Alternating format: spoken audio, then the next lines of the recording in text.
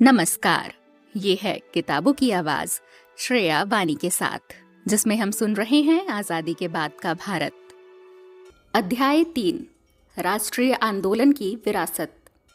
राष्ट्रीय आंदोलन को अच्छी तरह समझे बगैर आजादी के बाद भारत में आए परिवर्तनों को ठीक से समझना बिल्कुल असंभव है, क्योंकि इन परिवर्तनों की जड़ें दरअसल औपनिवेशिक शासन के विरुद्ध चलने वाले दीर्घकालीन संघर्ष में गहरी जमी हुई हैं। भारत के सामाजिक, आर्थिक एवं प्रशासनिक संरचनाएं वस्तुतः उपनिवेश पूर्व और औपनिवेशिक शासन के दौरान डाली गई नींव पर विकसित हुई, परंतु राष्ट्र निर्माण को संचालित करने वाले स्वप्नों, आदर्शों, मूल्यों और विचारधाराओं को इस देश ने स्वाधीनता आंदोलन से ही विरासत में प्राप्त किया है।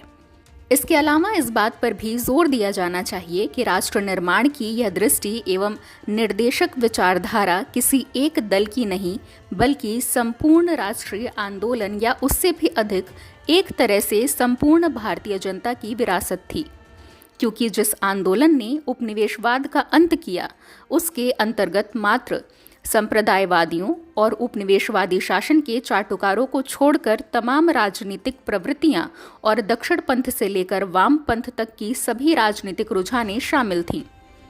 ये सभी राजनीतिक धाराएं इस आंदोलन के मूल वैचारिक आदर्शों और मूल्यों के प्रति संपूर्णतः समर्पित थीं। इतना ही नहीं, ये आदर्श एवं मूल्यबोध सिर्फ मध्य वर्ग या बुद्धिजीवियों तक ही सीमित नहीं थे। राजनीति की इस वेला में इन्हें निम्नतम स्तर के हजारों आम कार्यकर्ताओं द्वारा आत्मसात कर लिया गया था। ये कार्यकर्ता इन भावनाओं को शहरों और गांवों में बसे करोड़ों लोगों तक ले जाने में सफल रहे। यही कारण था कि इन कार्यकर्ताओं ने आज़ादी के बाद के 50 वर्षों में भारतीय समाज एवं राजनीतिक व्यवस्था को एकजुट एवं गतिशील बनाए रखने में एक महत्वपूर्ण भूमिका निभाई। इन्हीं लोगों ने राष्ट्रीय आंदोलन और आज़ादी के बाद विकास संबंधी प्रयासों के बीच एक सेतु का काम किया और विकास की प्रक्रिया को, जैसा कि जवाहरलाल नेहरू ने रेखांकित किया है, एक सतत क्रांति का स्वरूप दे दिया।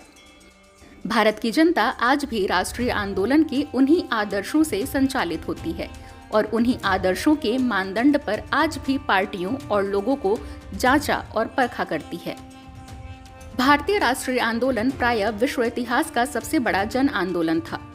1919 के बाद इस जन आंदोलन का निर्माण इस धारणा के इर्द गिर्द हुआ कि आम जनता को राजनीति और उनके अपने मुक्ति प्रयासों में स्वयं सक्रिय भूमिका निभानी चाहिए और यह उन्हें निभानी ही पड़ेगी।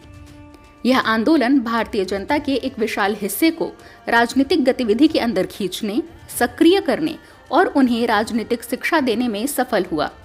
करोड़ों लोगों को आंदोलित और राजनीति में सक्रिय करने वाले महान नेता गांधी जी अपनी पूरी जिंदगी इसी विचार पर प्रचार करते रहे कि चाहे औपनिवेशिक शासन को निर्मूल करने की बात हो या फिर सामाजिक परिवर्तन का, जनता ही जन आंदोलन की सृष्टा होती है, नेता नहीं।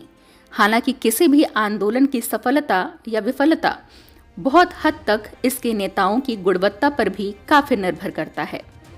आंदोलन के एक स्वरूप के रूप में सत्याग्रह जनता की सक्रिय भागीदारी और भाग न लेने वाले करोड़ों लोगों की सहानुभूति और समर्थन पर आधारित था। दरअसल एक हिंसक क्रांति तो प्रतिबद्ध कार्यकर्ताओं और योद्धाओं के छोटे दल द्वारा भी लड़ा जा सकता है, परंतु एक अहिंसक क्रांति के लिए लाखों लोगों की राजनीतिक सक्रियता और बहुसंख्य जनता का अप्रत्यक्ष समर्थन अनिवार्य था। अतीत को देखते हुए अब यह कहा जा सकता है कि आम जनता की राजनीतिक सक्रियता के लंबे अनुभवों को देखते हुए ही भारतीय गणतंत्र के संस्थापकों ने भारतीय जनता की राजनीतिक क्षमता पर संपूर्ण विश्वास किया और व्यापक अशिक्षा एवं गरीबी के बावजूद बिना किसी हिचक के वयस्क मताधिकार को लागू किया। भारतीय राष्ट्रीय आंदोलन संपूर्ण रूप से प्रतिनिधिमूलक लोकतंत्र और व्यक्ति के तमाम नागरिक स्वतंत्रताओं पर आधारित राजनीति के प्रति प्रतिबद्ध था। आंदोलन ने वह अनुभव प्रस्तुत किया जिसके माध्यम से ये दोनों ही तत्व भारतीय राजनीतिक चिंतन के अभिन्न अंग बन गए। अपनी शुरुआत से ही इस आंदोलन ने जनवादी विचारों और संस्थाओं को आम जनता में लोकप्रिय बनाना और सार्वजनिक चुनावों के आधार पर संसदीय संस्थाओं की स्थापना के लिए संघर्ष किया। 20वीं सदी की शुरुआत से ही राष्ट्रीय वयस्क मताधिकार लागू किए जाने की मांग करते रहे। इस आंदोलन ने औपनिवेशिक शासन द्वारा प्रेस की स्वतंत्रता और बोलने की आज़ादी पर होने वाले हमलों पर उतना ही ध्यान दिया जितना कि अन्य राजनीतिक और आर्थिक नीतियों पर। इसने हमेशा इन अर्धजनवादी राजनीतिक मंचों को विस्तार देने की कोशिश की, जिसके तहत वैध राजनीतिक गतिविधियों और शांतिपूर्ण जन आंदोलन को संगठित किया जा सकता था। शासकों द्वारा इन मंचों को न उभरने देने की कोशिशों के विरुद्ध भी इसने लगातार संघर्ष किया। 1937 में गठित कांग्रेस मंत्रिमंडलों ने किसानों, मजदूरों और छात्र आंदोलनकर्ताओं, यहाँ तक कि उग्रवादी समूहों, कांग्रेस, सोशलिस्ट पार्टी और कम्युनिस्ट पार्टी तक को नागरिक अधिकार का लाभ बड़े पैमाने पर उपलब्ध कराया। 1885 में अपनी स्थापना से ही राष्ट्रीय आंदोलन के प्रमुखतम राजनीतिक घटक भारतीय कांग्रेस को जनवादी आधारों पर संगठित किया गया था। इसने हरेक स्तर पर अपनी नीतियों के निर्माण और राजनीतिक मुद्दों के समाधान के लिए राजनीतिक बहस को सर्वप्रमुख पद्धति बनाया। इसकी नीतियों और प्रस्ताव पर पहले खुलेआम बहस हुआ करती थी और तब मतदान हुआ करता था। इसके इतिहास में कुछ सबसे महत्वपूर्ण फैसले उच्च कोटि की बहस और खुले मतदान के आधार पर ही लिए गए थे। उदाहरण के लिए 1920 में असहयोग आंदोलन शुरू करने का निर्णय 1886 मतों से लिया गया, जबकि उसमें 884 लोगों ने गांधी जी के प्रस्ताव के विपक्ष में मतदान किया था। इसी प्रकार 1929 के लाहौर अधिवेशन में गांधी जी से जब सविनय अवज्ञा आंदोलन की बागडोर संभालने का आग्रह किया गया, तो उन्होंने यह शर्त रखी कि पहले वायसराय की ट्रेन पर आतंकवादी क्रांतिकारियों द्वारा बम फेंके जाने की घटना की निंदा करते हुए अधिवेशन एक प्रस्ताव पारित करे। तब भी यह प्रस्ताव 794 के मुकाबले मात्र 942 मतों के थोड़े अंतर से ही पारित हो पाया। द्वितीय विश्व युद्ध के दौरान युद्ध की तैयारियों में सहयोग के लिए गांधी जी के विचारों को कांग्रेस द्वारा जनवरी 1942 में अस्वीकार कर दिया गया था। कांग्रेस ने अपने कार्यकर्ताओं पर विचारों और नीतिगत दृष्टिकोण की समरूपता के लिए कभी भी दबाव नहीं डाला। इसने हमेशा मतभेदों को न केवल सहा, बल्कि भिन्न और अल्पमत विचारों को खुलकर मानने और स्वतंत्र होकर उन्हें अभिव्यक्त करने के लिए प्रोत्साहित किया। वस्तुतः मतभेद इसके तौर तरीकों का एक अंग ही बन गया।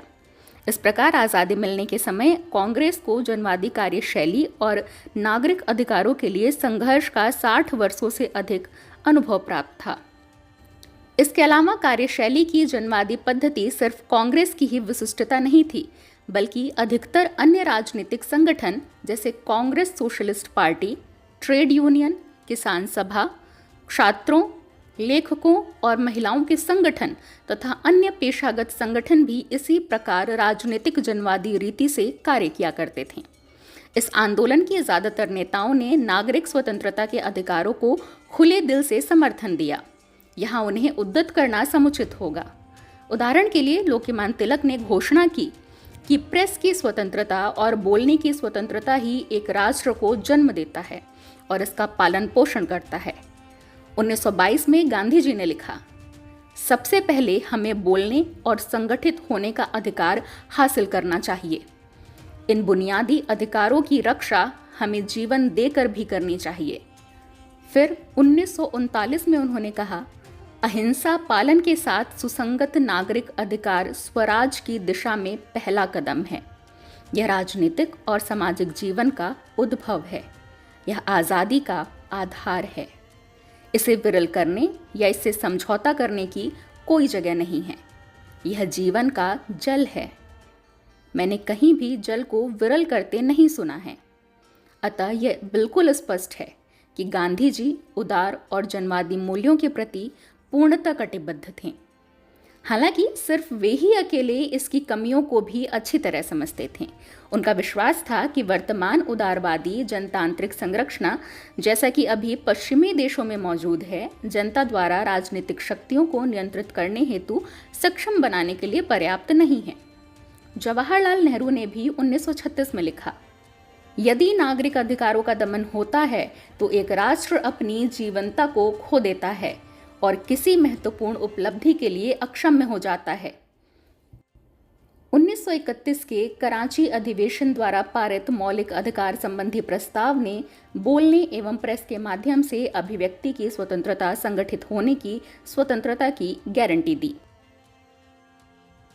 अहिंसा पालन के प्रति राष्ट्रीय आंदोलन के दौरान बनी आम सहमति ने इस देश का जनवादी स्वभाव बनाने में बहुत योगदान दिया, क्योंकि इससे बहस, वाद विवाद और अनुनय विनय के साथ साथ जनता के विचारों को समझने पर भी जोर पड़ा। इससे राजनीतिक और सामाजिक परिवर्तन लाने के लिए हिंसक उपायों को महिमा मंडित करने का अवसर ही नहीं मिला, जो निरंकुश दृष्टिकोण के मूल में स्थित होता है।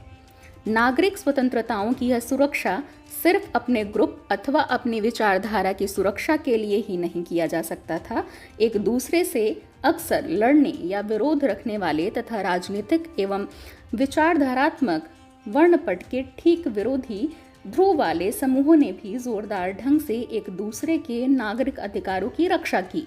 नरमपंथी गोखले, सुरेंद्रनाथ बनर्जी और अन्य लोगों ने उग्रपंथी तिलक के अपनी इच्छानुसार बोलने और लिखने के अधिकार का बचाव किया। अहिंसा के समर्थक कांग्रेस जनों ने भगत सिंह और दूसरी उग्रवादी क्रांतिकारियों और कम्युनिस्टों, जिन पर लाहौर, मेरठ एवं अन्य षड्यंत्रों के मुकदमे चलाए जा रहे थे, उनका बचाव किया। 1928 में लोक सुरक्षा विधेयक एवं व्यापारिक विवाद विधेयक, जिसका मुख्य उद्देश्य ट्रेड यूनियनों, वामपंथियों और कम्युनिस्टों को कुचल डालना था, उसका विरोध केंद्रीय विधानमंडल में न केवल मोतीलाल नेहरू ने किया, बल्कि मदन मोहन मालवीय और M.R. जायकर जैसे कट्टरपंथियों और यहाँ तक कि भारतीय पूंजीपति वर्ग के राजनीतिक प्रवक्ताओं जैसे घनश्याम दास बिरला और पुरुषोत्तम ठाकुरदास द्वारा भी किया गया। लोक संप्रभुता, प्रतिनिधिमूलक सरकार और नागरिक अधिकार की मूलभूत धारणाएं भारतीय परंपरा के अंग नहीं रहे थे, और न ही, जैसा कि कुछ लोग गलत समझ रखते हैं, कि यह उपनिवेशवाद का एक दीर्घकालिक योगदान था। नौकरशाही और निरंकुश औपनिवेशिक शासक ने नहीं, बल्कि राष्ट्रीय आंदोलन ने इसका देशीकरण, प्रचार और भारतीय जमीन में इसको आरोपित किया था। जैसा कि पहले के अध्याय में कहा जा चुका है, औपनिवेशिक शासन और विचारधारा ने न केवल नागरिक अधिकारों का हनन किया और लोकप्रिय चुनावों पर आधारित संसदीय व्यवस्था लागू करने की राष्ट्रवादी मांगों का विरोध किया, बल्कि 19वीं सदी के मध्य से ही इस विचार को भी प्रचारित करना आरंभ कर दिया था कि भौगोलिक, ऐतिहासिक और सामाजिक सांस्कृतिक कारणों से भारत लोकतंत्र के लिए एक सर्वथा अयोग्य है। इस औपनिवेशिक चिंतन और व्यवहार के विरुद्ध जाकर यूरोप के जनवादी चिंतन और नवजागरण के परंपरा से प्रभावित राष्ट्रवादी आंदोलन जनवाद एवं नागरिक अधिकारों को भारतीय राजनीतिक संस्कृति का मूल तत्व बनाने में सफल हुआ है। यदि स्वतंत्र भारत ने अपनी शुरुआत जनवादी राजनीति से की और उस पर डटा रहा, तो वह इसलिए कि राष्ट्रवादी आंदोलन पहले ही नागरिक स्वतंत्रता और जनवादी परंपरा को भारतीय जनता के मध्य सर्वोच्च स्थान दिला चुका था। यही वह परंपरा थी जिसकी झलक हमें भारतीय संविधान में दिखाई पड़ती है। इसने प्रलय की उन भविष्यवक्ताओं को गलत साबित कर दिया जो बार बार ये भविष्यवाणी करते थे कि जनवाद और नागरिक स्वतंत्रता एक ऐसे समाज में जीवित ही नहीं रह सकती जो भाषा, धर्म, जाति और संस्कृति की दृष्टि से इतना विभाजित हो, जहां समृद्ध आर्थिक विकास और साक्षरता का एक न्यूनतम स्तर प्राप्त न कर लिया गया हो, जैसा कि अमेरिका और यूरोप में देखा जा सकता है। यही वह परंपरा है जो इस बात की भी व्याख्या करता है कि क्यों बहुदलीय जनतंत्र और नागरिक स्वतंत्रता का भारत और पाकिस्तान में अलग अलग हश्र हुआ, जबकि दोनों ही औपनिवेशिक भारत के अंग थे। वे संगठन जिनकी राजनीति ने पाकिस्तान को पैदा किया, कभी भी नागरिक स्वतंत्रता की सुरक्षा के लिए प्रसिद्ध नहीं रहे थे। न ही इनकी अपनी कार्यशैली जनवादी तौर तरीकों पर आधारित या अपने राजनीतिक प्रतिद्वंदियों को सहन करने की थी। जनवाद इनकी राजनीतिक संस्कृति का महत्वपूर्ण हिस्सा था ही नहीं। इसके अलावा राष्ट्रीय आंदोलन और उसकी राजनीतिक संस्कृति उन इलाकों में दरअसल कमजोर थी जो बाद में पाकिस्तान के अंग बने। अतः संक्षेप में लंबे कालक्रम में राष्ट्रवादी आंदोलन ने सफलतापूर्वक एक ऐसी वैकल्पिक राजनीतिक संस्कृति विकसित की जो तानाशाही, अफसरशाही और चुपचाप आज्ञा पालन की औपनिवेशिक और उपनिवेश पूर्व राजनीतिक संस्कृति के मुकाबले जनवाद और नागरिक स्वातंत्र्य पर आधारित थी, जिसमें मतभेदों को सम्मान, अभिव्यक्ति की स्वतंत्रता, बहुमत का सिद्धांत और अल्पमतों को बने रहने और फलने फूलने का अवसर निहित था। भारतीय राष्ट्रीय आंदोलन ने भारत के औपनिवेशिक अर्थव्यवस्था की मुख्य विशिष्टताओं, खासतौर पर इसकी ब्रिटिश अर्थव्यवस्था की आवश्यकताओं के अनुरूप अधीनस्थता और उसके परिणाम स्वरूप भारत के पिछड़ेपन आदि के विषय में एक उन्नत और जटिल आलोचना विकसित की थी। इस आलोचना के आधार पर राष्ट्रीय आंदोलन ने भारत के आर्थिक पिछड़ेपन को समाप्त करने के लिए एक व्यापक रणनीति का विकास किया, जो आजादी के बाद भारतीय आर्थिक चिंतन का आधार बना। इस आंदोलन ने आत्मनिर्भर एवं स्वतंत्र अर्थव्यवस्था के एक दृष्टिकोण का विकास एवं प्रचार किया। आत्मनिर्भरता का अर्थ दूसरे देशों से कट कर रहना नहीं, बल्कि विश्व अर्थव्यवस्था में एक अधीनस्थ की हैसियत को स्वीकार करने से इनकार करना था। जैसा कि जवाहरलाल नेहरू ने 1946 में कहा, आत्मनिर्भरता अंतर्राष्ट्रीय व्यापार से इनकार नहीं करती, उसे तो प्रोत्साहित करना ही चाहिए, परंतु आर्थिक साम्राज्यवाद से सुरक्षा का भी हमेशा ध्यान रखा जाना चाहिए। इसके साथ ही साथ आरंभ से ही राष्ट्रवादियों ने करीब करीब सर्वसम्मति से यह मान लिया था कि आधुनिक कृषि और नवीनतम उद्योगों की स्थापना के माध्यम से देश के संपूर्ण रूपांतरण को अपना लक्ष्य बनाया जाना चाहिए। खासतौर से वे आधुनिक विज्ञान और तकनीक के आधार पर तीव्र रूपांतरण के प्रति समर्पित थे। उनका विश्वास था कि भारत को या तो औद्योगिकरण करना होगा या फिर रसातल में जाना पड़ेगा। उन्होंने उद्योग और कृषि के बीच निकट संबंध पर भी जोर दिया। उन्होंने ग्रामीण विकास के लिए औद्योगिक विकास को अनिवार्य माना, क्योंकि मात्र इसी उपाय से जमीन पर आबादी का दबाव और ग्रामीण बेरोजगारी कम की जा सकती थी। औद्योगिकरण में भी खास तौर पर देशीय भारी पूंजीगत वस्तुओं और मशीन निर्माण क्षेत्र के विकास पर जोर डाला गया, जिसका अभाव आर्थिक निर्भरता और पिछड़ापन का कारण माना जाता था। इसके साथ ही आवश्यक उपभोक्ता सामग्री के लिए राष्ट्रवादियों ने मध्यम, लघु और कुटीर उद्योगों पर निर्भरता की वकालत की। रोजगार बढ़ाने के विकास संबंधी रणनीति के अंग के रूप में लघु एवं कुटीर उद्योगों को प्रोत्साहन और सुरक्षा देना तय किया गया। भारतीय राष्ट्रवादी विदेशी पूंजी के निर्बाध प्रवेश के विरुद्ध थे, क्योंकि इससे भारतीय पूंजी समाप्त या कुंठित होती थी, खासतौर पर तब जबकि राजनीतिक शासन विदेशी हाथों में हो। उनका यह भी विचार था कि असली और आत्मनिर्भर विकास मात्र देशी पूंजी के आधार पर ही हो सकता था। दूसरी तरफ यदि भारत राजनीतिक रूप से आज़ाद हो जाता है और अपने आर्थिक नीतियों को लागू करने में स्वतंत्र रहता है, तो उस समय घरेलू प्रयासों के अतिरिक्त विदेशी पूंजी का भी उपयोग किया जा सकता है, क्योंकि भारत के लिए बहुत बड़ी पूंजी के अलावा उच्च तकनीक और मशीनरी आयात की आवश्यकता भी थी।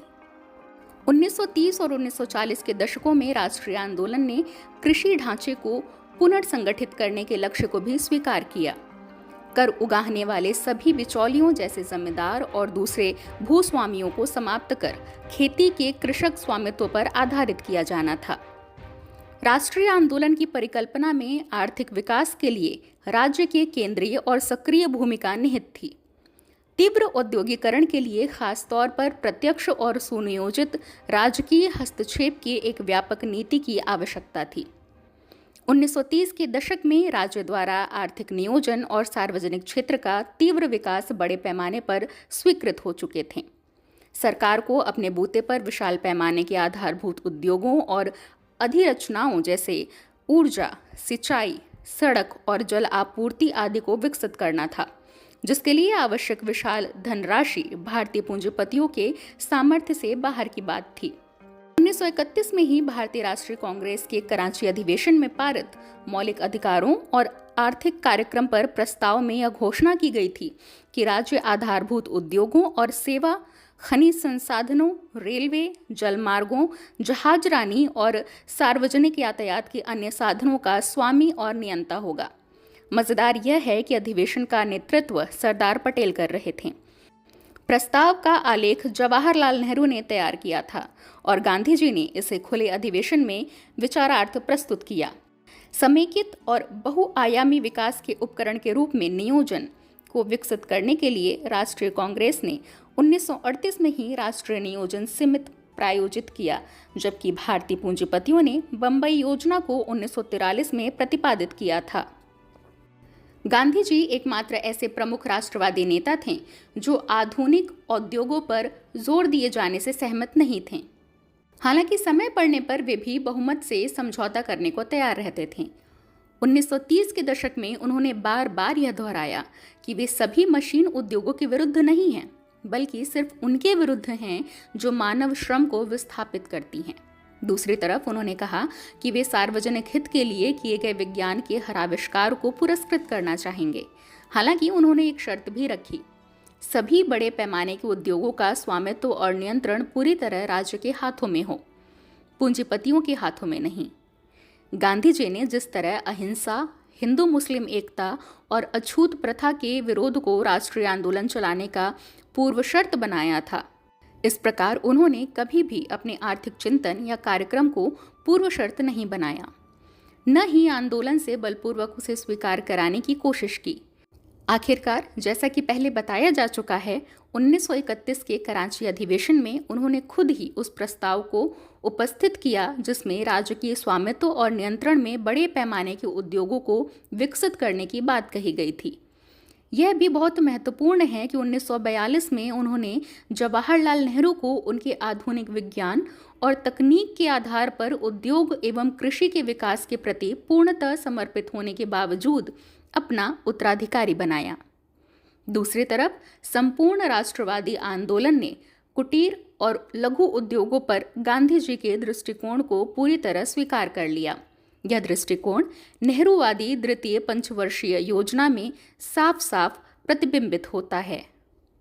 भारतीय राष्ट्रीय आंदोलन अपने समकालीन मानदंडों के अनुसार काफी उग्र सुधारवादी था। आरंभ से ही इसका गरीबों की तरफ एक व्यापक झुकाव था। उदाहरण के लिए दादा भाई नौरोजी द्वारा विकसित उपनिवेशवाद की आलोचना का प्राथमिक बिंदु यही था कि भारतीय जनता के एक बड़े हिस्से की गरीबी की जड़ उपनिवेशवाद ही है।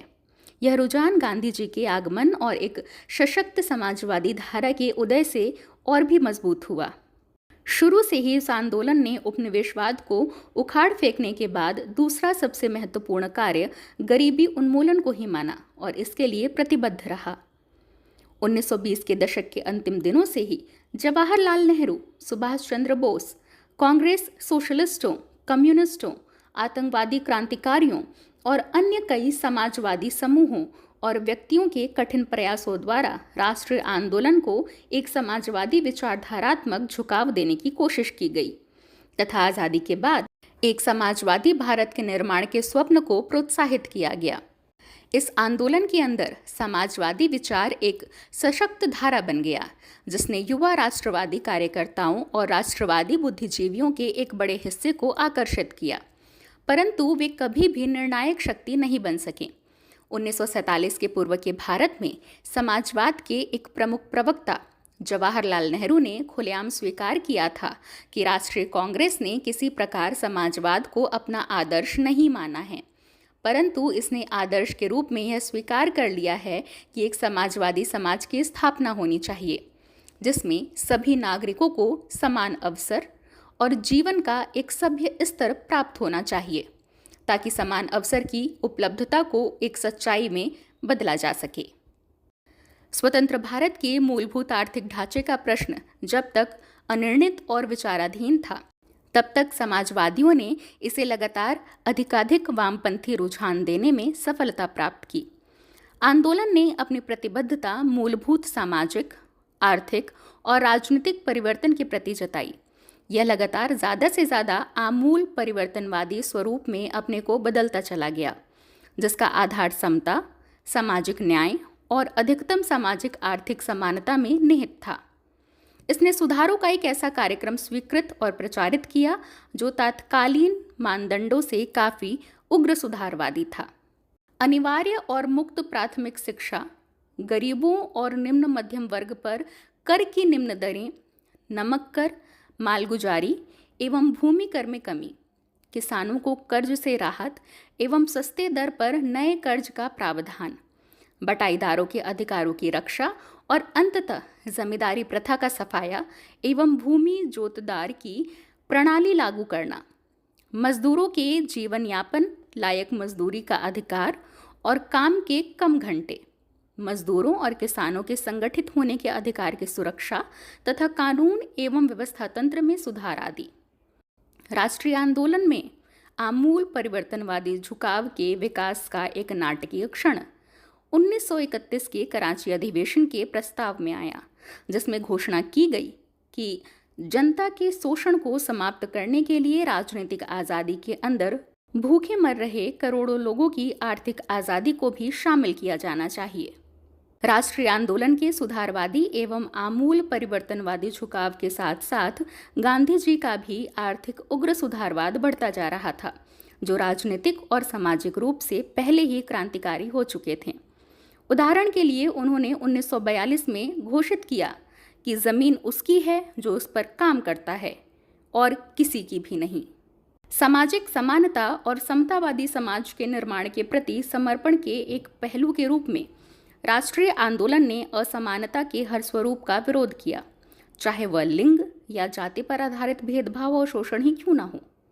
इसने अपने को महिलाओं और निचली जातियों के सामाजिक मुक्ति के लिए चलने वाले आंदोलनों और संगठनों को या तो सहयोगी बनाया या फिर उन्हें अपने अंदर आत्मसात कर लिया। राष्ट्रीय आंदोलन ने लाखों महिलाओं को रसोई और घर से बाहर निकालकर राजनीति के मैदान में खड़ा कर दिया। इसकी सुधारवादी कार्यसूची में महिलाओं की सामाजिक स्थिति में उन्नति के साथ ही उनकी शिक्षा, रोजगार और समान राजनीतिक अधिकार शामिल थे। जातीय असमानता और जातिगत उत्पीड़न के विरुद्ध संघर्ष के एक हिस्से के रूप में इसने अछूत प्रथा के उन्मूलन को 1920 के बाद अपना एक सर्वोच्च राजनीतिक प्राथमिकता बनाया। यद्यपि गांधी जी ने 1940 के दशक में ही जाति प्रथा के समूल नाश की वकालत भी की थी, परंतु यह आंदोलन एक सशक्त जाति विरोधी विचारधारा विकसित और प्रचारित करने में असफल रहा। राष्ट्रीय आंदोलन जनित भावनात्मक माहौल के कारण अनुसूचित जातियों और जनजातियों के लिए आरक्षण घोषित किए जाने के विरुद्ध संविधान सभा में किसी ने भी विरोध का कोई स्वर नहीं उठाया। इसी प्रकार 1950 के दशक में हिंदू आचार संहिता विधेयक के अंश इसलिए भी स्वीकृत हो सकें कि राष्ट्रीय आंदोलन ने महिलाओं की सामाजिक मुक्ति के लिए पहले ही काफ़ी काम पूरा कर रखा था। अपने आरंभिक दिनों से ही राष्ट्रीय आंदोलन धर्मनिरपेक्षता के प्रति समर्पित था। धर्म और राजनीति के विलगाव, व्यक्ति के लिए धर्म को अपना निजी मसला मानने, राज्य द्वारा सभी धर्मों के प्रति उदासीनता अथवा समान भाव, विभिन्न धर्मों को मानने वाले लोगों के प्रति भेदभाव का अभाव और सांप्रदायिकता का सक्रिय विरोध आदि के व्यापक संदर्भ में धर्मनिरपेक्षता की संगोपांग व्याख्या की गई। उदाहरण के लिए सांप्रदायिकता का विरोध और अपनी धर्मनिरपेक्ष प्रतिबद्धता को खुली अभिव्यक्ति देने के लिए 1931 के कराची अधिवेशन प्रस्ताव में घोषित किया गया कि स्वतंत्र भारत में सभी नागरिकों को अपने अंतःकरण की आज़ादी और अपने धर्म को खुलकर मानने और उपासना करने की आज़ादी दी जाएगी, और यह भी कि सभी नागरिक कानून के सामने बराबर होंगे, चाहे वे किसी भी जाति, संप्रदाय या लिंग के हों। किसी भी नागरिक के साथ सार्वजनिक नौकरियों, पद या शक्ति या सम्मान एवं किसी भी पेशे अथवा कार्य को चुनने के अधिकार में कोई भेदभाव या कोई बंधन नहीं लगाया जाएगा, चाहे वे किसी भी जाति, संप्रदाय या लिंग के हों, और राज्य सभी धर्मों के मामलों में तटस्थता का पालन करेगा। यह सच है कि अपने आरंभिक वर्षों में एक गहरे धार्मिक व्यक्ति होने के नाते गांधी जी ने धर्म और राजनीति के बीच निकट संबंधों पर जोर दिया था, क्योंकि उनका विश्वास था कि राजनीति को नैतिकता पर आधारित होना चाहिए और उनके लिए सभी धर्म नैतिकता के स्रोत थे। वस्तुतः उनका विश्वास था कि धर्म स्वयं नैतिकता ही है, जैसा कि जाति संदर्भ में धर्म शब्द के प्रयोग से स्पष्ट होता है। परंतु उन्होंने न केवल 1931 के कराची अधिवेशन में इसके लिए प्रस्ताव रखा, बल्कि उन्होंने यह देखा कि सांप्रदायिक ताकतें धर्म को एक सिद्धांत के रूप या संकीर्ण विश्वास प्रणाली के अर्थों में उपयोग कर लोगों को आपस में बांट रहा है। उन्होंने ज़्यादा स्पष्ट रूप से यह पाठ पढ़ाना शुरू किया कि धर्म को राजनीति से अलग रखा जाए। इसलिए उन्होंने 1942 में कहा, धर्म एक निजी मामला है जिसका राजनीति में कोई स्थान नहीं होना चाहिए। जवाहरलाल नेहरू बहुत गहरी समझ और भावावेश के साथ सांप्रदायिकता के विषय में लिखते और बोलते थे। प्रायः वे पहले भारतीय थे जिन्होंने सांप्रदायिकता को फासीवाद का भारतीय अवतार माना था। यह भी बहुत रोचक है कि राष्ट्रीय आंदोलन के नेताओं ने कभी धर्म के नाम पर लोगों से अपील नहीं की, न ही ब्रिटिश शासन का यह कहकर विरोध किया कि वे ईसाई हैं। ब्रिटिश शासन के प्रति उनकी आलोचना आर्थिक, राजनीतिक, सामाजिक और सांस्कृतिक मुद्दों पर आधारित थी। यह सच है कि राष्ट्रीय आंदोलन सांप्रदायिक ताकतों का मुकाबला समुचित स्तर पर नहीं कर पाया या उन्हें रोकने के लिए कोई सक्षम रणनीति नहीं बना पाया। एक तरह से इस बात का भी देश के विभाजन और 1946 से 47 के दंगों में हाथ रहा। पर यह राष्ट्रीय आंदोलन की सशक्त धर्मनिरपेक्ष पद्धति ही थी जिसके कारण विभाजन और सांप्रदायिक कहर बरपने के बावजूद स्वतंत्र भारत ने धर्मनिरपेक्षता को अपने संविधान, राज्य और समाज का मूलभूत स्तंभ बनाया। राष्ट्रीय आंदोलन ने यह अच्छी तरह समझ लिया था कि कुछ अंतर्निहित ऐतिहासिक शक्तियों की मौजूदगी के बावजूद भारत संरचनात्मक दृष्टि से राष्ट्र नहीं था। राष्ट्र रचना की प्रक्रिया में इसके कदम निकट अतीत में ही पड़े थे। दूसरे शब्दों में यह एक जन्म लेता राष्ट्र था। इसी समाज को राजनीतिक और वैचारिक क्रियाकलाप का आधार बनाया गया। इस आंदोलन का एक मुख्य लक्ष्य राष्ट्र के जन्म की प्रक्रिया को उपनिवेशवाद विरोधी संयुक्त संघर्ष के माध्यम से प्रोत्साहित करना था। इस अर्थ में आंदोलन के नेताओं ने भारत को आर्थिक और प्रशासनिक रूप से एक करने में उपनिवेशवाद की भूमिका को स्वीकार किया है। चाहे उन्होंने उपनिवेशवाद को राजनीतिक रूप से विघटनकारी प्रवृत्तियों को बढ़ावा देने के लिए जिम्मेदार मानकर उसकी कितनी भी आलोचना क्यों न की हो। आरंभ से ही इस आंदोलन ने अखिल भारतीयपन पर जोर दिया और हमेशा अखिल भारतीय संदर्भों में सोचा।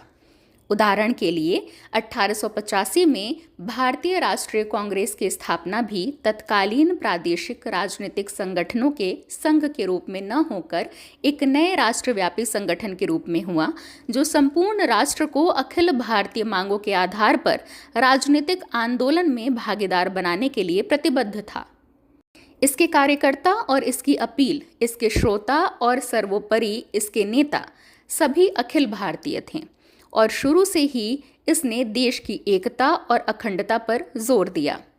इसके अलावा प्रादेशिक जन आंदोलनों का अखिल भारतीय आंदोलनों के साथ व्यापक तालमेल होने के कारण ही आज़ादी के बाद रजवाड़ों का शेष भारत में विलय आसानी से सुनिश्चित हो पाया।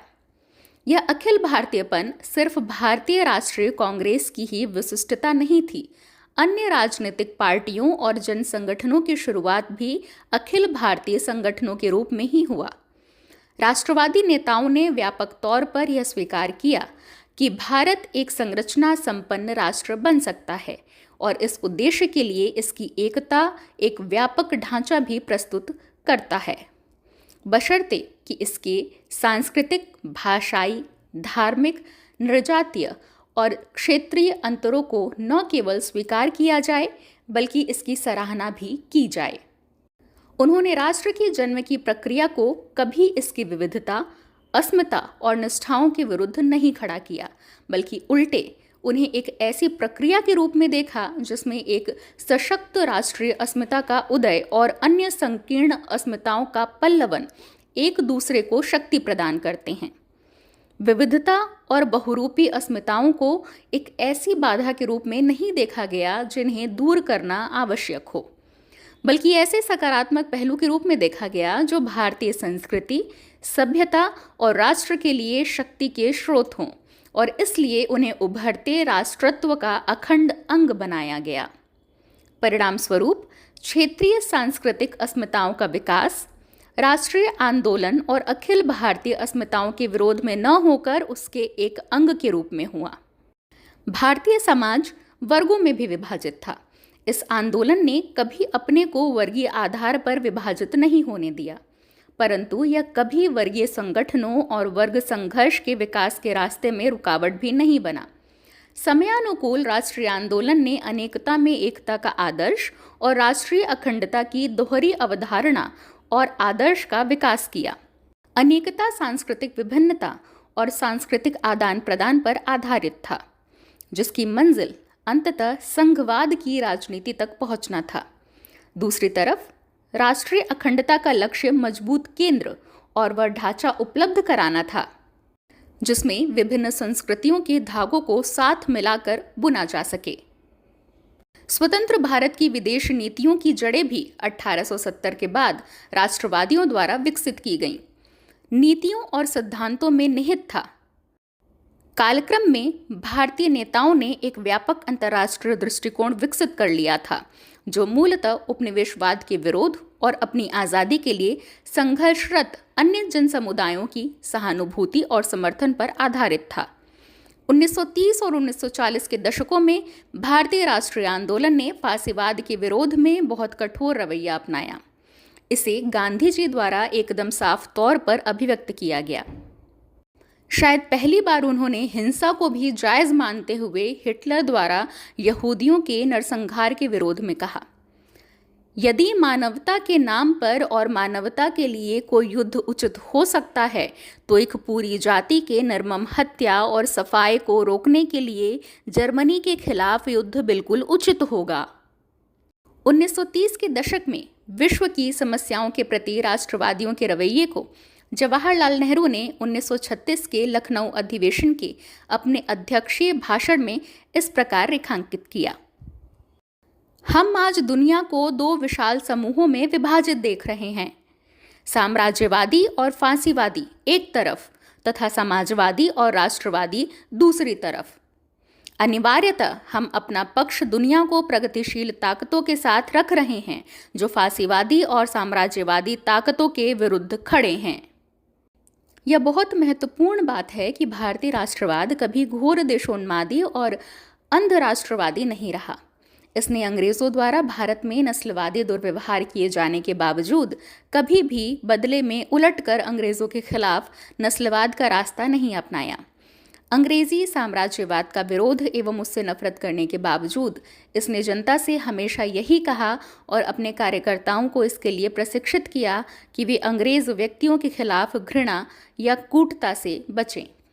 जनाधारित संघर्षों में आंदोलन की अपनी विचारधारा और विचारधारात्मक प्रभाव एक अहम भूमिका निभाते हैं, लेकिन लाखों लोगों को आंदोलित और एकबद्ध करने के लिए एक जनांदोलन को विभिन्न राजनीतिक और विचारात्मक धाराओं को अपने अंदर आत्मसात भी करना पड़ता है। इसी प्रकार इसे अनुशासित और सांगठनिक दृष्टि से मजबूत होना चाहिए, पर संगठन अभेद्य और निरंकुश नहीं होना चाहिए।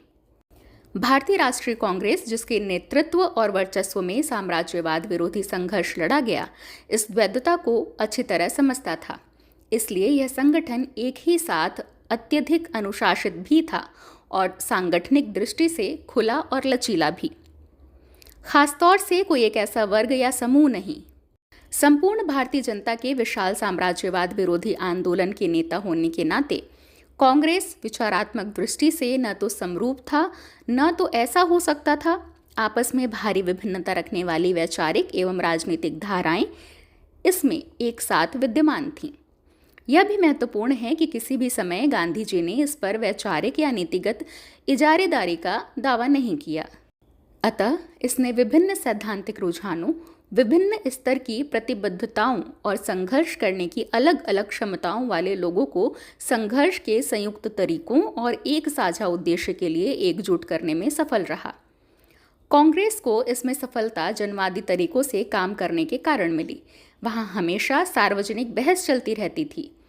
अलग अलग राजनीतिक और वैचारिक प्रवृत्तियों को मानने वाले व्यक्तियों और समूहों के बीच चलने वाले ये वाद विवाद उन्हें आपस में जोड़े भी रखता था, क्योंकि वे एक ही आदर्श के प्रति संघर्षरत थे।